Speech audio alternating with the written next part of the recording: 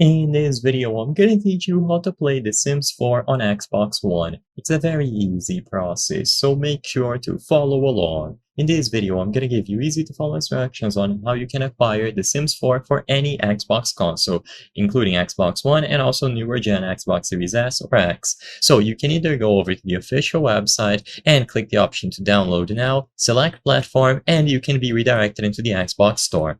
Alternatively, you can also go to xbox.com or preferably follow along in the Microsoft or Xbox store directly on your console. Whichever option you pick, you will be able to find The Sims 4 available on the digital store.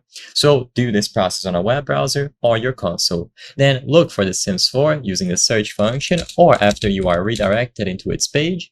And in here, you will be able to play. The game is actually free, so you can download it right away. You don't need to pay to access the base game.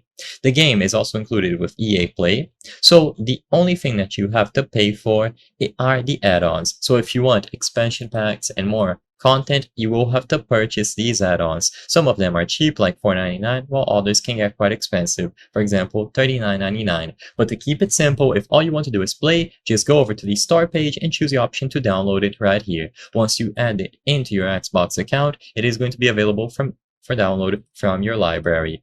And as you can see here, it is playable with Xbox One, Xbox Series X or S, and you can also use cloud gaming, which allows you to stream the game over. This can also be done on mobile devices, so as long as you have a subscription to Game Pass Ultimate, you can consider using cloud gaming instead. But to get the game, just go over to the store, find it, and then choose the option to download. If you want more content, you have to purchase add-ons available through the same store page as well.